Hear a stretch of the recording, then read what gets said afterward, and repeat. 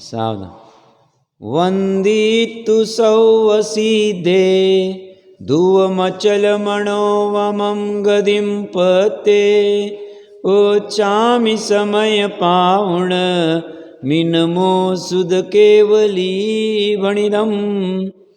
नमः समय साराय स्वानुभूत्या चकासते चित्स्वभावाय भावाय सर्वभावांतरचिदे।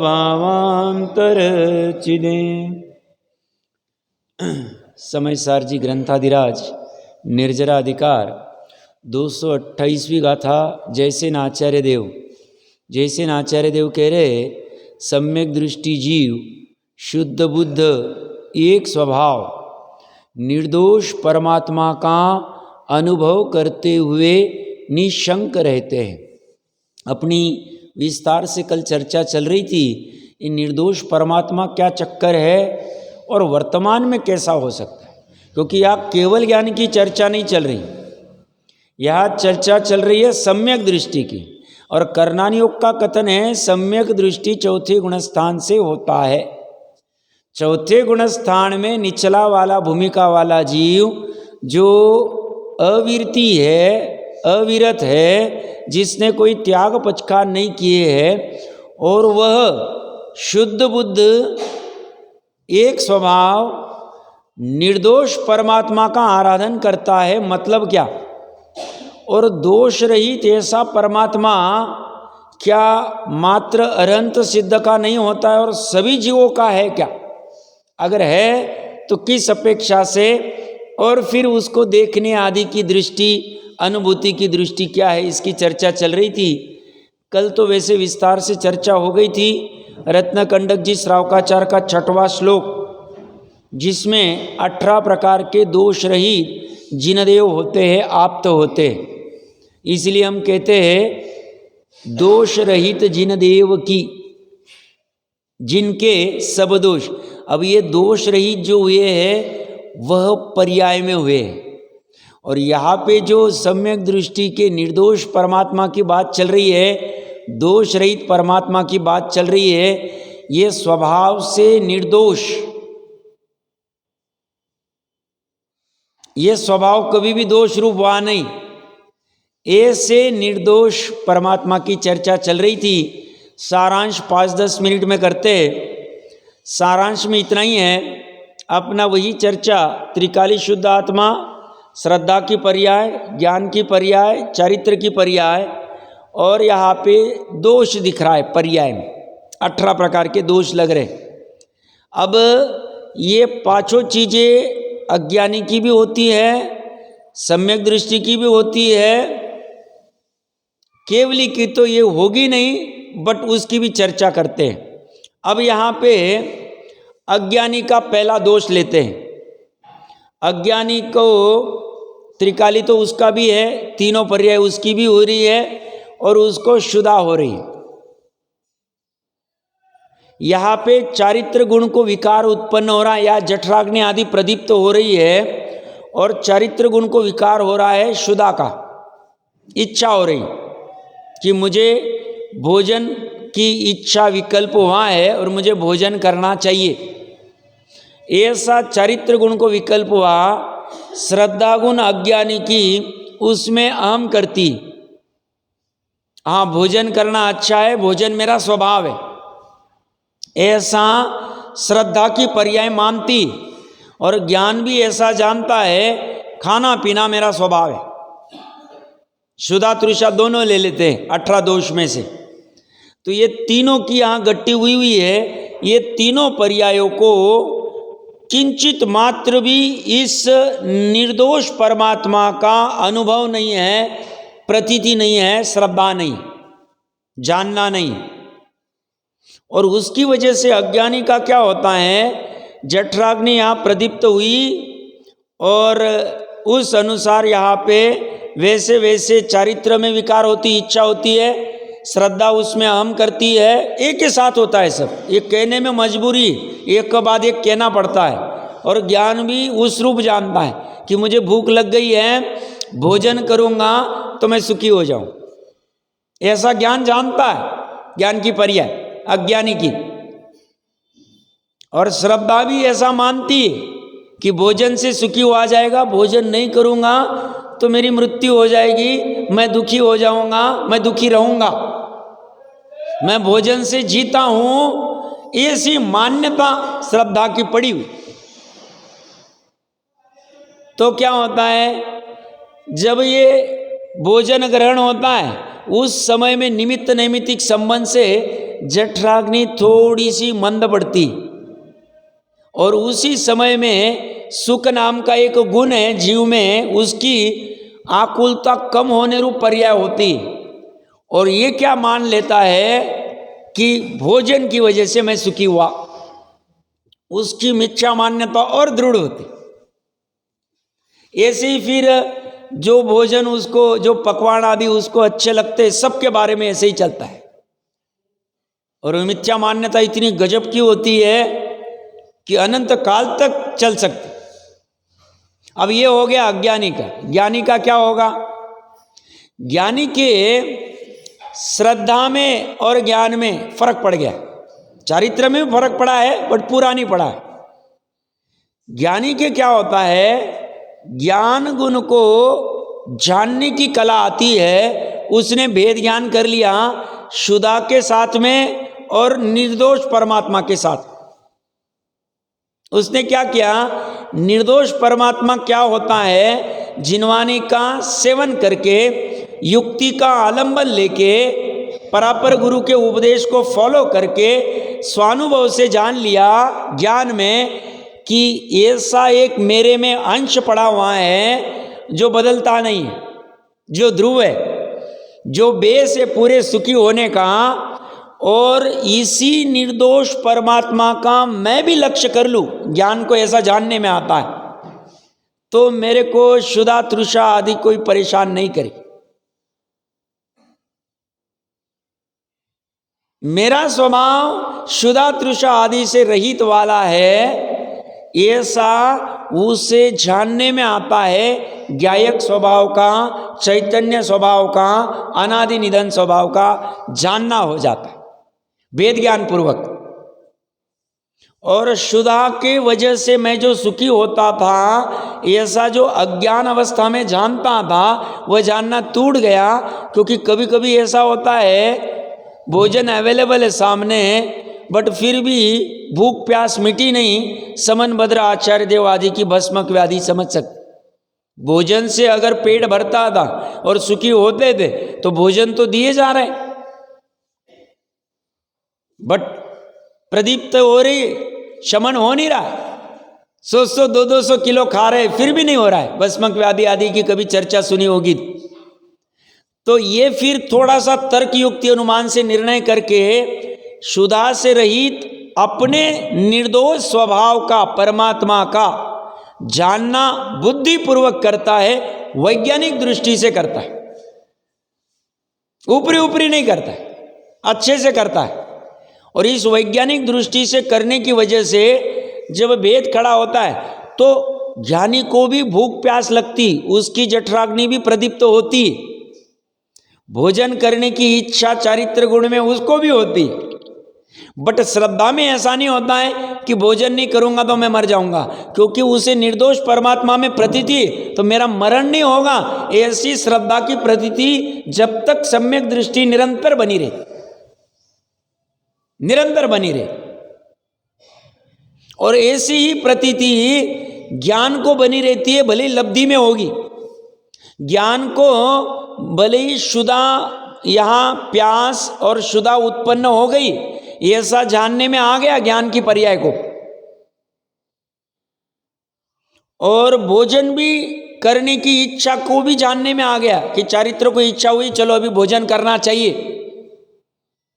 ऐसा होते हुए भी ज्ञान इसको पररूप जानता है, अपना त्रिकाली स्वभाव नहीं जानता। और त्रिकाली निर्दोष परमात्मा के प्रति ही उसका अपनत्व रूप से जानना होता है। अपनत्व रूप से मानने का काम श्रद्धा की पर्याय का, अपनत्व रूप से जानने का काम ज्ञान की पर्याय का, सम्यक की प्राप्ति। और ये प्रतीति से हो रहा है, श्रद्धा प्रतीति कर रही है, ज्ञान जान रहा है। बोलने की बात नहीं, बोलना तो अलग बात है। बोलना तो तोता भी बोल लेता है, बोलने की चक्कर नहीं है। और इसके लिए इसने अनंतर पूर्वक शनवर्ती पर्याय में बहुत पुरुषार्थ किया है। क्या पुरुषार्थ किया? जब तक ऐसा निर्णय नहीं हो जाए तब तक उसका निरंतर चिंतन मनन गुलन चलता रहता। होता कैसा है, ये चलता कैसा है, गेम कैसे चलता है पूरा वस्तु स्वरूप। अभी ये सम्यक ज्ञानी पर्याय में पूर्ण निर्दोष नहीं हुआ है, कथनचित निर्दोष हुआ है पर्याय में, बट निर्दोष स्वभाव का उसे खबर पड़ने की वजह से पूर्ण दोषवान नहीं रहा है। प्रकरण यहां से तो इच्छा तो होने दो उसको अभी जल्दबाजी नहीं, इच्छा हो रही होने दो। इन दोनों को अभी कोई जल्दबाजी नहीं, ये अभी सहज हो गए क्योंकि ये क्रमबद्ध को भी जान गए। और ऐसा ही चल रहा है अभी। जो अपने नॉर्मल जीवन में भी ये जो अभक्ष आदि के प्रति अपना आकर्षण बढ़ गया है, इसका कारण भी यही है, ये हमने स्वभाव मान लिया। ज्ञानी शक्ति प्रमाण भेद ज्ञान कर लेते हैं, अज्ञानी को लगता है नहीं इसके खाने से ही मेरा सब ठीक रहेगा। फिर अभक्ष खाते हुए भी हमें कुछ भी नहीं लगता है, क्योंकि निर्दोष परमात्मा पकड़ में नहीं आ रहा है। निर्दोष परमात्मा पकड़ में आना चाहिए, को जानना बहुत जरूरी। फिर हमें कुछ भी नहीं लगता, हम सुनते तो भी अच्छा नहीं, कुछ नहीं, ठीक है चलता है। अभी ज्ञानी कहते ऐसा नहीं, जैसे ही तुम्हें निर्दोष तत्व ख्याल में आएगा, अपने आप क्या खान पान करनी, क्या विकल्प करना, क्या इच्छा करनी, कैसे करना, सब चलने लग जाता है बराबर से। इसमें इतना दम है। ये ऐसी कोई निर्दोष परमात्मा चालू चीज नहीं है कि जिसकी अनुभूति हो गई और बाहर में प्रवृत्ति कुछ भी चलती रहे, ऐसा होगा ही नहीं। इसलिए मैं बहुत बार कहता हूं, पांडव आदि का जुआ खेलने बैठना या अन्य अन्य लाइफ में एक बार परिणति में हो गया, यहां बाहर में चारित्र के, यहां कुछ भी नहीं, अतिचार लगा है एक आध बार, बट हमारी ऐसी प्रवृत्ति निर्दोष परमात्मा की श्रद्धा और ज्ञान होने के बाद में होगी नहीं जो लोक व्यवहार से विरुद्ध हो, जो जिन धर्म के बेसिक कंसेप्ट से सदाचार से भिन्न हो, ऐसी होगी ही नहीं, होती ही नहीं। इतनी इसमें सामर्थ्य है, इसके अनुभूति में, इसकी प्रतीति में, तभी तो इसका सामर्थ्य इतना है अनंत संसार को अर्ध पुद्गल करा देना। ऐसे नहीं किया इसने, इतना पावरफुल इस निर्दोष परमात्मा में सामर्थ्य पड़ा हुआ है, और उसको देखते आना चाहिए।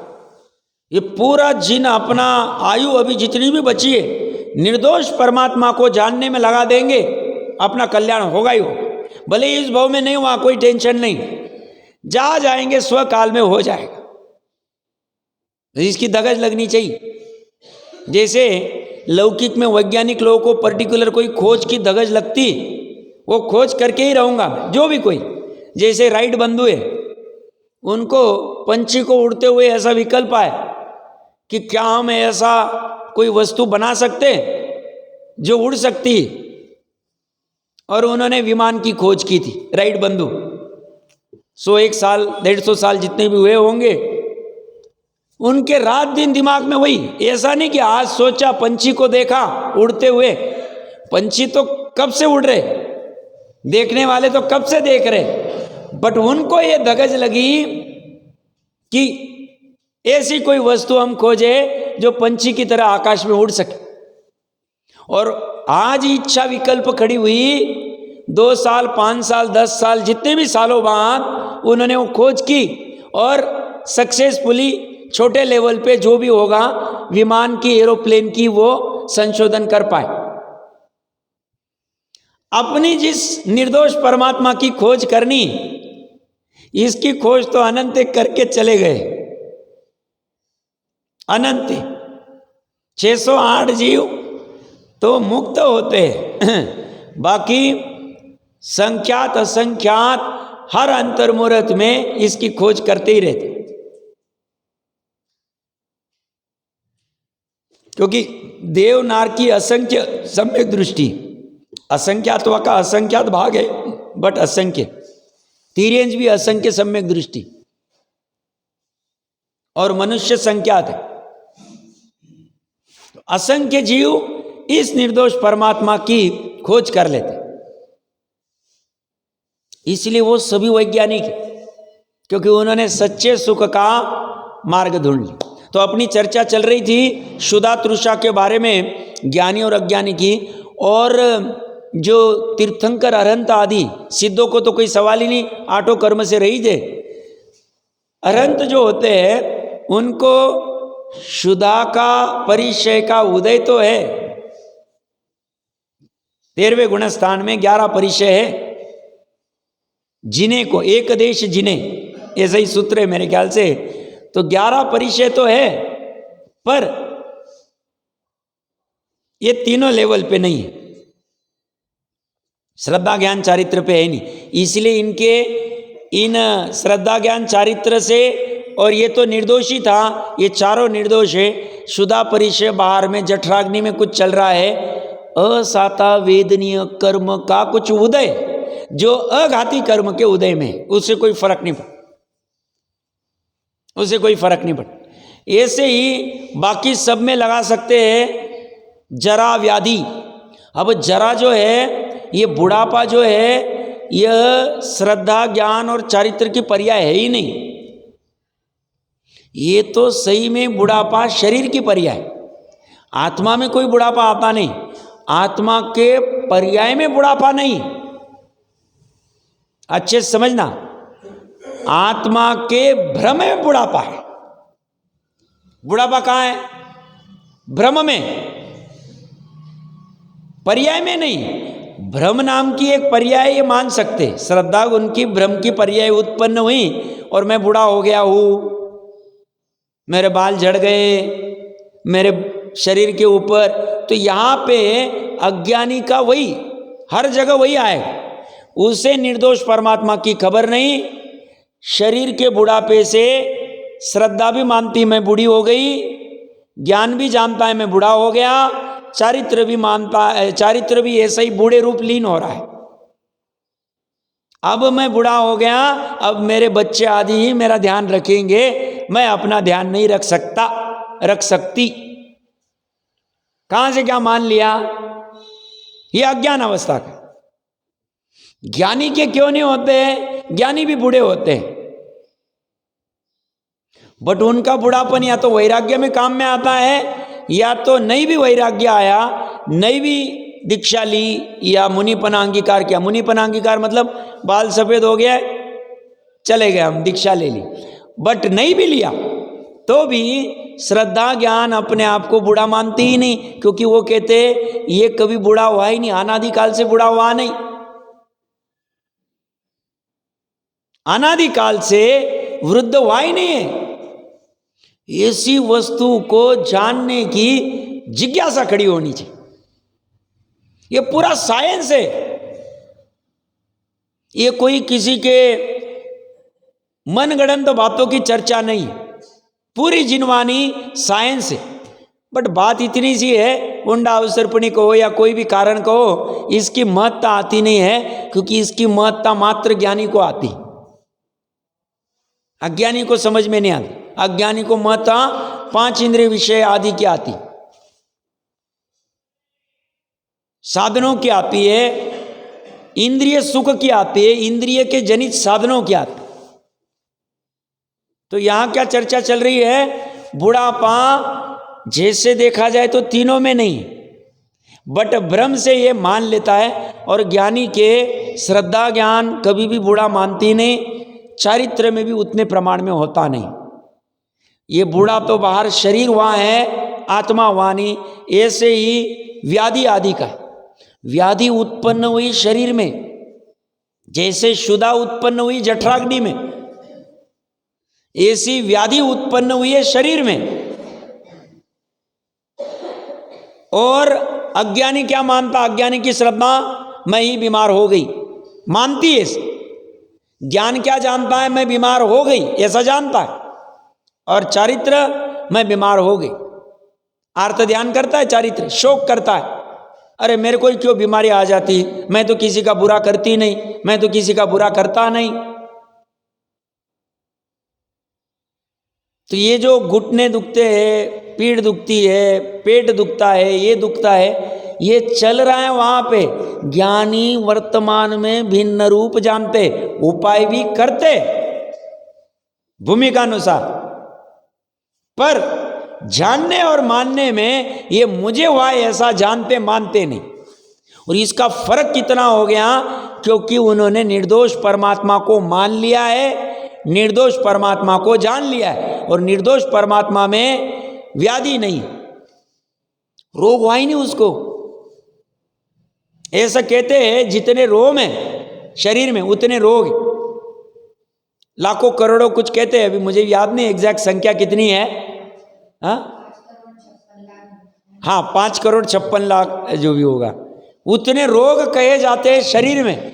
परमात्मा में एक भी रोग नहीं, निर्दोष परमात्मा हुआ ही नहीं कभी तक, कभी भी नहीं। ना उसको कैंसर हुआ, ना बुखार हुआ, ना डायबिटीज हुई, ना बीपी हुआ, ना ठंड लगी उसको, ना गर्मी हुई, ना पसीना आया, ना उसको। ऐसी वस्तु कैसी होगी? हम आगे बढ़ने की जल्दबाजी नहीं कर रहे, बट ये महत्वपूर्ण विषय समझना और विचार करना, घंटों विचार कर, क्योंकि खोज इसी की करनी, निर्दोष परमात्मा की खोज करनी, बाकी और कुछ नहीं।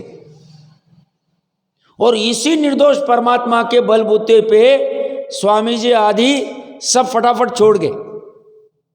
जिसको छोड़ना था छोड़ दिया, जिसे ग्रहण करना है ग्रहण कर ली। फिर तुम लाठी लेके आओ, हमारे खाने के लाले पड़ जाएंगे, कुछ भी हो जाएगा देख ले। फिर भागचंद जी साहब को, भूधरदास जी को, टोडरमल जी साहब को इसी निर्दोष परमात्मा के बलबूते पे तमाशगीर बन गए। चलने दो, हाथी के नीचे तुड़वाओ, हमें आटे बेचने पड़ेंगे, हमें कुछ भी करना पड़ेगा, हम इस निर्दोष परमात्मा का ही लक्ष्य रखेंगे, हमें और कुछ नहीं। इतनी धगज खड़ी हो जाती।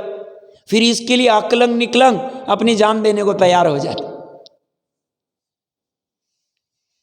फिर इसके लिए सब कुछ न्यौछावर हो जाता।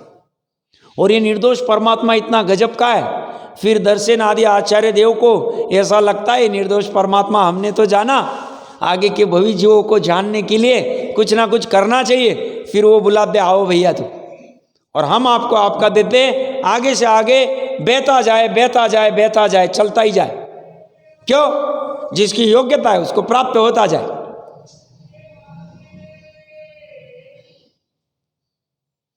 गजब का है निर्दोष परमात्मा, कल्पना नहीं कर सकते। अनुभव करें तो ख्याल में आया हमें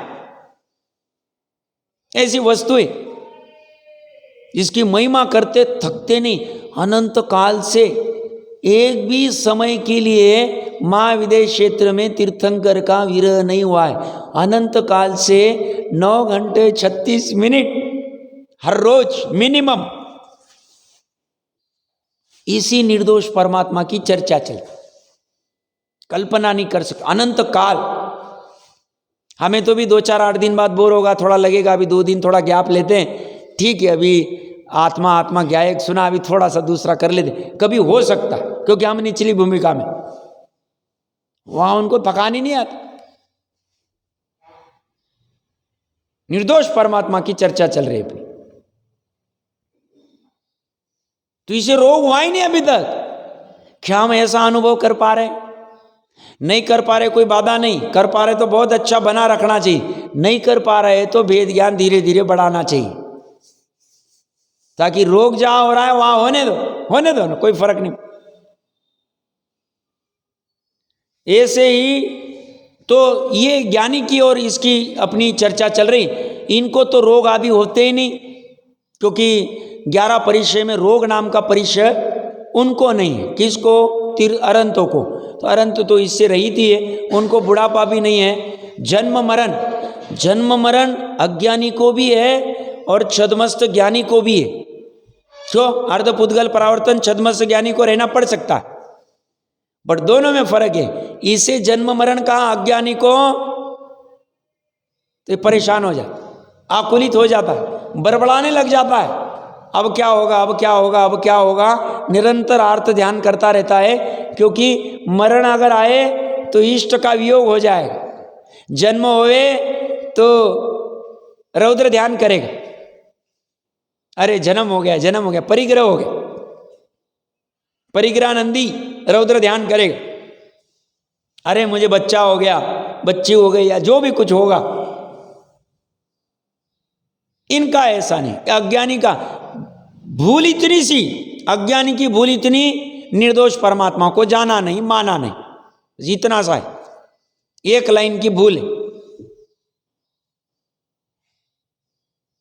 और ये निर्दोष परमात्मा को अंतर्मुहूर्त के लिए जान लेवे और मान लेवे, अंतर्मुहूर्त, ज्यादा नहीं कह रहा हूं, यथार्थ रूप में, प्रतीति रूप में, अनुभव रूप में,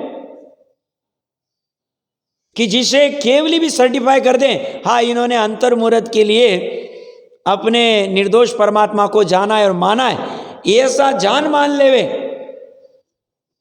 तो पूरा दुख खत्म हो जाए, पूरे जन्म मरण खत्म हो जाए। थोड़े बहुत जो जन्म रहेंगे ठीक है, कर लेंगे, कोई फर्क नहीं पड़ता।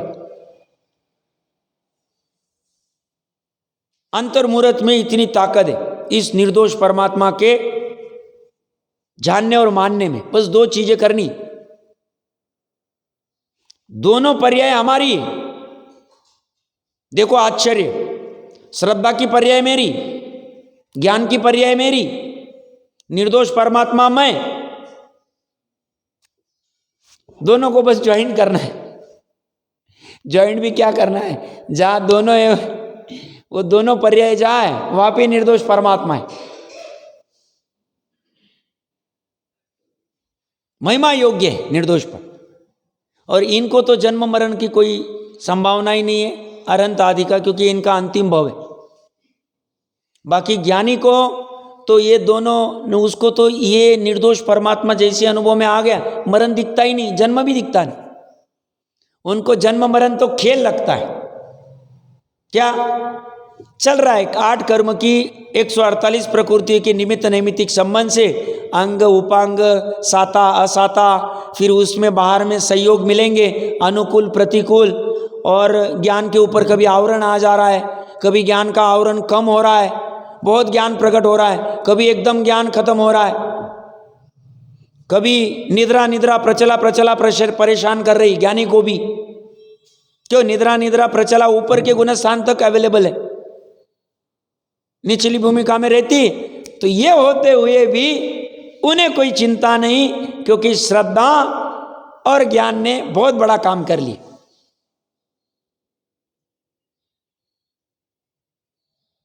और ऐसे ही भय और मद सब में इसी घटित कर लिया। ये भयाक्रांत क्यों है? बस एक निर्दोष परमात्मा न जानना, डर सबको लगा हुआ है, एक ही काम।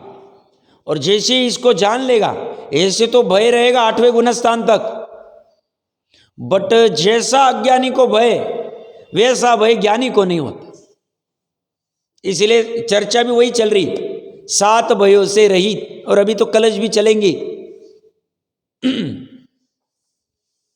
और मद भी क्यों नहीं होता है? उसे जानने में आता है इस पर्याय को कि मैं तो नश्वर हूं, मैं इस निर्दोष परमात्मा के बदौलत अपने आप को निर्दोष अनुभव कर पा रही हूं, और मुझे मद किस में करना?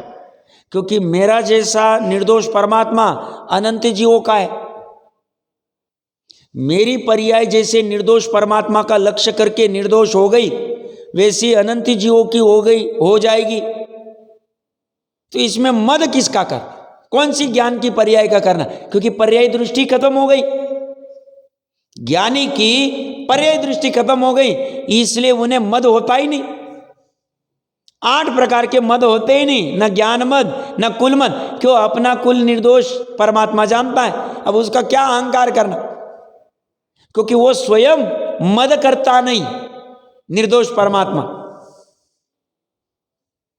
उसने मद किया ही नहीं, ना चक्रवर्ती पने का, ना 3 खंडाधिपति का, ना इंद्र का, ना महेंद्र का, किसी का नहीं किया। शेर भी जो मैं वन का राजा हूं ऐसा मद करता है, वो पर्याय में कर रहा है। शेर के निर्दोष परमात्मा में मद नहीं है। इतनी चर्चा क्यों कर रहे हैं? हमें उस वस्तु का निर्णय करना है, कैसी रहती होगी वो वस्तु। ये तो आगम से सत्य है। जैसे न आचार्य कह रहे हैं परमात्मा निर्दोष है, यथार्थ सत्य, उसमें झूठा कुछ भी नहीं। हमें निर्णय करना है कि कैसे निर्दोष परमात्मा हो सकता है। इतना हम अहंकार करते हैं, इतना मद करते हैं, इतना हमारे पास पैसा, इतना हमारा रूप, इतनी हमारी हाइट, इतनी हमारी बॉडी, इतने हमारे मामा ऐसे, हमारे काका ऐसे, हमारे पिता ऐसे, हमारे दादा ऐसे, और ये कह रहा है ये मद निर्दोष परमात्मा ने किया ही नहीं। बोलते हाँ ऐसा ही। वो निर्दोष परमात्मा दूसरे का नहीं, मेरा ही स्वयं।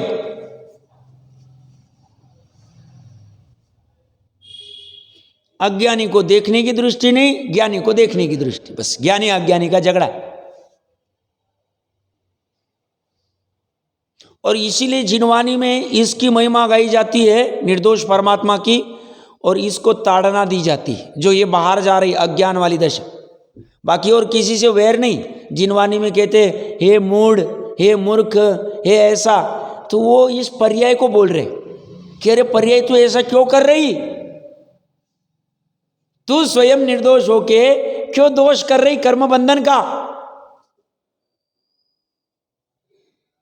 क्यों संसार में भटकने का दोष उत्पन्न कर रही, क्यों तुझे अनंत काल तक घूमना अच्छा लगता है पर द्रव्य में। इसलिए उसको कभी कभी मूड में आने के बाद आचार्य देव, विद्वान आदि मूड, मूर्ख आदि आदि कुछ कह देते। बाकी भावना उनकी खराब नहीं होती। भावना तो ये कुछ भी सुन के, कुछ भी करके ये अपने निर्दोष परमात्मा को जान लेवे और सुखी हो जाए। क्योंकि वो कहते हैं हमने ये अनुभव किया, आप लोग क्यों नहीं करते हैं। ऐसी उनको करुणा सहज उत्पन्न होती। इसमें कोई ऐसा नहीं कि उनको लाइसेंस मिल गया है तो ये ऐसे ही बोलते जाते हैं। उनको बस करुणावश ऐसे भाव आ जाते भूमिका में, निचली भूमिका में।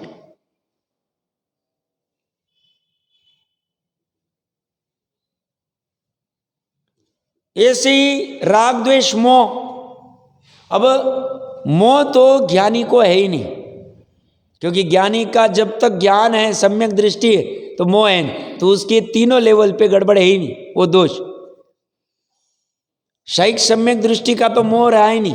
मोह मतलब या मिथ्यात्व, और राग द्वेष मतलब क्रोध मान माया लोभ हास्य रति रति भय शोक जुगुप्सा सब ले लेना, और अविरति सब ले लेना, हिंसा चोरी झूठ भी ले लेना उसमें राग द्वेष। क्योंकि राग द्वेष के निमित्त से ही हिंसा के भाव होते हैं, चोरी के भाव होते हैं, झूठ के भाव होते हैं, परिग्रह के, कुशील के सब भाव होते हैं। अज्ञानी की बात में यही पे वो राग द्वेष मोह क्यों करता है, क्योंकि उसे निर्दोष परमात्मा पता नहीं, बाहरी सब चलती प्रवृत्ति। वो फिर भले ही बाहर में वस्तु कोई भी रहे राग द्वेष में लीन हो जाए। और ज्ञानी के क्या होता है, इसको इसकी खबर पड़ गई बस। ये 3 की जो गट्टी जमी हुई है अनादि काल से अज्ञान में, उसको तोड़ना इतना ही धर्म है। और इसे तोड़ेगा ज्ञान, इसे श्रद्धा नहीं तोड़ पाएगी, चारित्र नहीं तोड़ पाए। चारित्र तो बाद में टूटेगा पूरा, इसे ज्ञान को तोड़ना है, बस इतना काम है। पूरी तरह से भली भांति यथार्थतया इसको तोड़ना है, इतना सा काम है। चिंता की भी यही चक्कर है, सभी में ऐसे ही घटित कर लो आप। चिंता जो आ रही है सब पर्याय में ही, ये चिंता करता ही नहीं, इसने कभी चिंता नहीं की। 66,336 भोग करने के बाद भी चिंता नहीं की। सब उसके पास मन ही नहीं तो चिंता कैसे करेगा। नरक में भी चिंता नहीं की, नरक में तो मन है। सम्यक दृष्टि रहो या मिथ्या दृष्टि रहो, दोनों की आत्मा ने अभी असंख्य नरक में, सातों नरक में असंख्य जीव, उनका निर्दोष परमात्मा चिंता नहीं कर रहा है, उनकी पर्याय चिंता कर रही। समझ में आ रहा है? उनकी क्या ले रहे? हमें अभी वर्तमान में जो चिंता है, चिंता सबसे बड़ी बढ़ गई, और चिंता से ही डिप्रेशन आ रहा है, और डिप्रेशन का प्रमाण बढ़ने का कारण वही चिंता। कहाँ है? हमें पर्याय में। द्रव्य में चिंता नहीं, द्रव्य में चिंता रहती थी तो पर्याय को चिंता रहित बना ही नहीं पाएगा। द्रव्य गुण पर्याय की व्यवस्था भली भांति समझना, एक लक्ष्य बना लो, भली भांति समझना चाहिए कैसे चलता है, ऑपरेट कैसे होता है। ये आंखों से दिखता नहीं है, ये बात है। अभी इसमें आगम चक्षु और ज्ञान चक्षु दोनों को मिला रहा है, बस बात इतनी सी। और वही हम सब प्रयास कर रहे हैं, बहुत अच्छा है, सराहनीय प्रयास। क्या कह रहे? चिंता ज्ञानी और अज्ञानी दोनों के त्रिकाली चिंता करता ही नहीं। अज्ञानी की पर्याय चिंता करती है, ज्ञानी की श्रद्धा और ज्ञान की पर्याय चिंता नहीं करती। चारित्र की पर्याय कर सकती चिंता, उसको लगता है कि बच्चों का क्या करना है, घर का क्या करना है, ऐसी चिंता चारित्र की पर्याय को ज्ञानी को हो सकती, बट उनकी श्रद्धा और ज्ञान को नहीं हो सकती।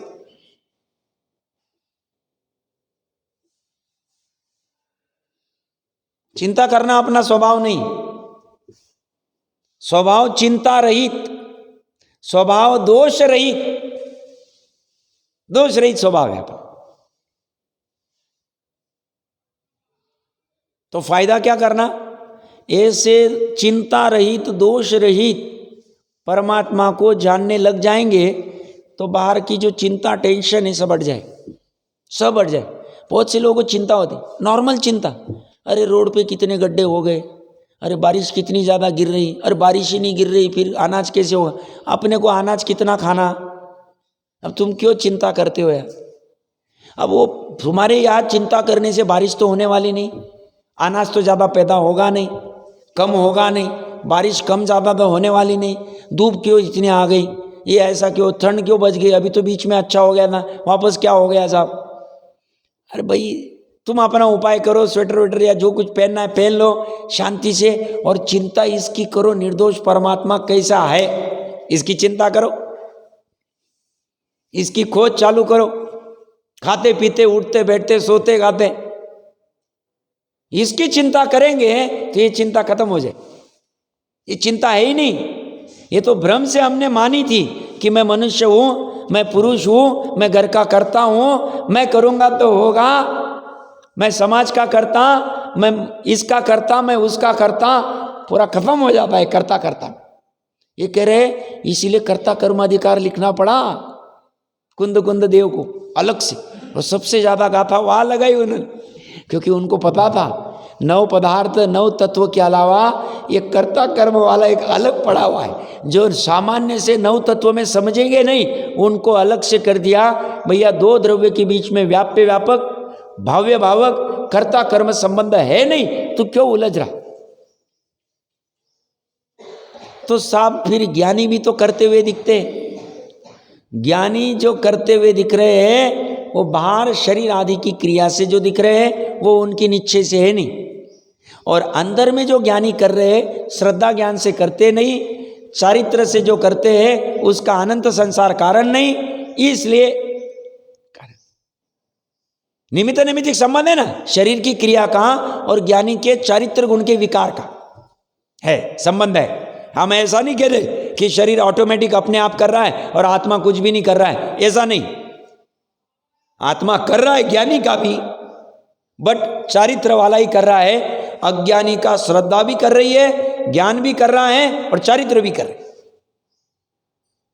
ये फर्क है। अब ये कला चौथे गुण स्थान वाला प्रकट कर लेता है। घर में रहते हो आराम से हो सकता, असंभव नहीं, क्योंकि चौथे गुण स्थान वाले की स्थापना करनी बहुत महत्वपूर्ण है। समझ में नहीं आता ये गुण, बाहर से समझ में नहीं आता। तो चर्चा चल रही थी चिंता के बारे में, इनको उस अपेक्षा से होती नहीं।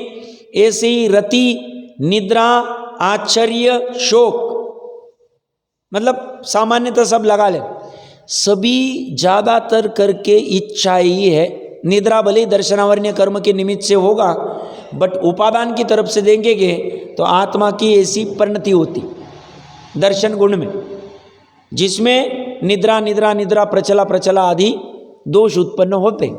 ये दोष सब ज्ञानी को भी होते निद्रा आदि, बट उसको स्वभाव नहीं मानते, उसको अच्छा नहीं मानते, उसको उपादेय नहीं मानते। मुनिराज को 3 घंटे निद्रा, वो भी कंटिन्यू नहीं, कितनी सजगता रहती होगी आत्मा के प्रति, निर्दोष परमात्मा के प्रति कितना डेडिकेशन है कि जहां बिना काम का हम चर्चा तो करेंगे ही नहीं, श्रावक आदि के उलझेंगे नहीं, संस्था में उलझेंगे नहीं, कोई ट्रस्ट वस्ट, कोई मंदिर बनाना, कोई काम नहीं करेंगे। हमारा काम सिर्फ ज्ञान और ध्यान, और मजबूरी में हम आहार आदि के लिए एक बार निकलेंगे, कैश लो चेक 4 महीने में एक बार कर लेंगे, या जो भी कोई परिस्थिति है मजबूरी में करेंगे।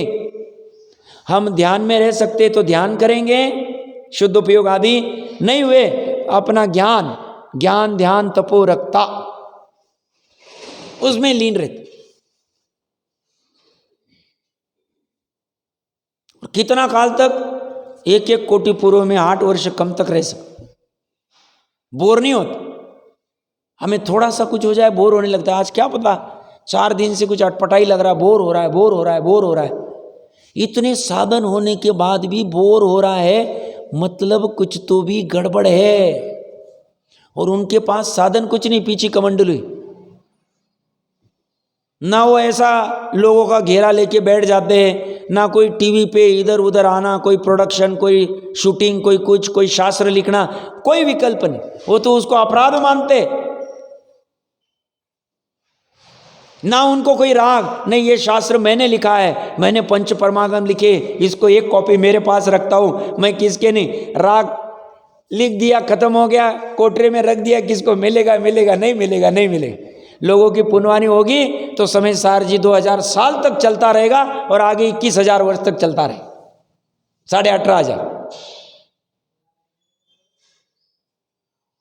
चलेगा, जिसकी जैसी पुण्य की होगी। तो उनको ऐसा कोई आश्चर्य करने जैसी है ही नहीं। अभी अगली गाथा मैंने कहा भी था, अगले कलश में अमृत चंद्र आचार्य देव कहेंगे कि इसका चैतन्य लोक ही उतला लोक ही, जहां जहां आत्मा के प्रदेश, उस उतने लोक में ही ये संतुष्ट रहता है। इसलिए इसको ये लोक परलोक में क्या हो रहा है, उससे मेरा क्या होगा, ऐसा कुछ भी भय नहीं होता। सम्यक ज्ञानी की चर्चा चलेगी पूरी, उसके 7 भय आदि से रहित 8 गुण से युक्त वही चर्चा चल रही। और पसीना, खेद, व्याकुलता, खेद व्याकुलता मतलब दुख, या व्याकुलता मतलब दुख, सुख गुण की विकारी पर्याय। खेद हो रहा है, दुखी हो रहा है, आकुलता हो रही, अच्छा नहीं लग रहा है। क्यों? अरे भैया तुम्हारे पास 100 करोड़ की प्रॉपर्टी, फिर भी तुम, अरे वो 100 करोड़ को क्या खाएंगे क्या? बीमारी इतनी पड़ी हुई है, खा नहीं सकते, उठ नहीं सकते, बैठ नहीं सकते, टॉयलेट नहीं कर सकते, 100 करोड़ क्या करें? अरे भैया तो कमाते वक्त ध्यान नहीं रखा, तब कमाते कमाते पाप भी कमा लिया, तब ध्यान ही नहीं रखा। तो ये सब 18 दोष होते नहीं। एक लाइन में सारांश इतना ही है, ये ज्ञानी और अज्ञानी दोनों का निर्दोष है। ऐसे परमात्मा का सम्यक दृष्टि अनुभव कर पाते हैं, मिथ्या दृष्टि कर नहीं पाते, बस इतनी सी बात है। अनुभव कहाँ करना? पर्याय में करना, श्रद्धा की, ज्ञान की, चारित्र की। ठीक, ज्ञान को ही मुख्य करेंगे, जो भी ये 3 पर्याय। दोष तो ज्ञानी के भी 12वें गुण स्थान तक रहेंगे इस 18 दोषों में से, कुछ कुछ दोष, मोह तो छूट गया बट बाकी के दोष रहेंगे। शायद सम्यक दृष्टि का मोह छूट गया बट बाकी दोष रहेंगे। तो एक साथ 18 दोष से रहित पर्याय में अरहंत है। श्वेतांबर भाई इसको मानते नहीं, वो सिद्धों को 18 दोष रहित मानते। अब जो भी समझ में भूल होगी बट है तो ऐसा ही वस्तु स्वरूप। क्या अरहंत भगवान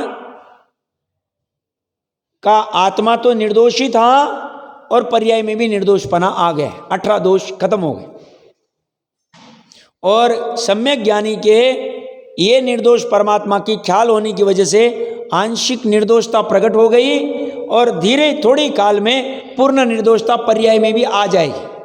और अज्ञानी की निर्दोष आत्मा तो है उनका बट उसकी इस 3 पर्याय को खबर नहीं, और ज्ञान को खबर न होने की वजह से वह पूर्णता दोष पूर्ण ही जीवन जी रहा है। आकुलता कब तक करेगा? जब तक वह स्वयं पुरुषार्थ करके इस निर्दोष परमात्मा का अच्छी तरह बैठ के ज्ञान करके उसमें चिंतन मनन विचार तत्व विचार करके निर्णय नहीं करता है, तब तक वह दुखी रहेगा। भले ही बाहर में करोड़ों रुपए हो जाए, 6 खंड हो जाए, ब्रह्मदत्त चक्रवर्ती शुभम चक्रवर्ती के 6 खंड हो जाए, फिर भी वह खेद खिन्न व्याकुलित जन्म मरण आदि आदि सभी दुखों से सहित रहे। और उससे विरहित भरत जी आदि 6 खंडाधिपति इस निर्दोष परमात्मा के श्रद्धा ज्ञान की वजह से जैसा चल रहा है चलने देते। फिर जैसे प्रसंग आए उदयादीन जैसा है उसके तमाशगीर होंगे, मंत्री कहेंगे लड़ना है लड़ लेंगे, अखाड़े में उतरना है उतर लेंगे, भोजन करना है कर लेंगे। डुप्लीकेट नहीं होता है। साथ में चारित्र गुण का भी होता है विकार, बट ज्ञान श्रद्धा में होता नहीं। अभी ये 2-3 लाइन जो बची थी वो पढ़ लेते। कल से हम उस श्लोक को कलश को प्रारंभ करेंगे। 443 नंबर पेज, 4थी लाइन। सम्मादिट्ठी जीवा निशंका होंती। सम्यक दृष्टि जीव, शुद्ध बुद्ध, एक स्वभाव, निर्दोष परमात्मा। हमने कल और आज ये 2 सिर्फ देखो कितने अक्षरों में कितना दम भरा हुआ है, पदों में। मात्र निर्दोष परमात्मा का कितनी चर्चा कर सकते हो सकती है। ये तो किंचित मात्र भी नहीं हुई क्योंकि इसमें अथाह समुद्र पड़ा हुआ है। ये तो अपनी लिमिटेशन है। क्या कह रहे हैं? सम्यक दृष्टि जीव, शुद्ध बुद्ध, एक स्वभाव, निर्दोष परमात्मा का आराधन करते हुए होने से निशंक होते हैं। मेरा बस चले तो मैं ऐसा कह सकता हूं, सम्यक दृष्टि जीव, शुद्ध बुद्ध, एक स्वभाव, निर्दोष परमात्मा का आराधन करते हुए होने से ही निशंक है। जिसका निर्दोष परमात्मा का आराधन नहीं है वो निशंक हो ही नहीं सकता।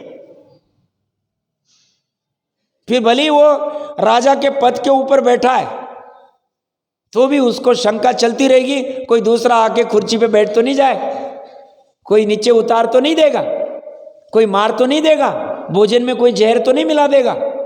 ऐसा उसके शंका निरंतर भय आदि निरंतर पड़ा रहे। साथ में बॉडीगार्ड रहेगा तो भी यही तो मार नहीं देगा मेरे को। समझ में आ लेना है। इसलिए मैंने वहां ही लगाया, कहा निर्दोष परमात्मा का आराधन करते हुए होने से ही वह निशंक। इसलिए निभया तेन, वे निर्भय होते हैं, भया से रहित होते हैं। सत्य भय विप्पमुक्का जम्मा। इस कारण से अब यह 7 भयों के नाम गिना दिए उन्होंने। यह लोक, परलोक, अनरक्षा, अगुप्ति, मरण, वेदना तथा आकस्मिक नामक 7 भयों से रहित होते हैं। तम्मादु निशंका, और ये 7 भय से रहित होते हैं, निशंक होते हैं। हम जैसे जीवों को आचार्य कह रहे हैं, तुम ऐसा निशंक होकर मानो कि सम्यक दृष्टि निशंक होते, हमें शंका करने की आवश्यकता नहीं। तम्मादु निशंका, इसलिए घोर परिचय उपसर्ग होने पर भी पांडव आदि के समान निशंक होते हुए अपने शुद्धात्म स्वरूप में निष्कंप रहते हुए शुद्धात्म भावना से उत्पन्न वितराग सुखानंद से संतुष्ट होकर परमात्मा स्वभाव से च्युत नहीं होते। पांडव आदि का तो बहुत बार उदाहरण लेते ही है, जैसे ना आचार्य देव, राम आदि का भी। जंगल जाना है, मालूम नहीं कब वापस आएंगे, क्या हो, साथ में थोड़ा कपड़ा ले लेते, भोजन का ले लेते, ऐसा कर लेते। हम क्या करते, इंदौर भी जाना है भैया, साथ में ये भी चाहिए, मुखवास भी चाहिए, फलाना भी चाहिए, सब भी चाहिए, कितना परेशान होते हैं हम। 4 घंटे के लिए जाना है, इनको कोई निशंक, कोई चिंता नहीं है, सब बराबर जैसे उदय प्रमाणे चलेगा। वह शेर क्या करेगा, ये क्या करेगा, वो क्या करेगा, कोई चिंता नहीं है। ऐसे ये स्वभाव से च्युत नहीं होते। बहुत गजब की गाथा थी है। हम कल से 155 नंबर के कलश की चर्चा प्रारंभ करते होंगे।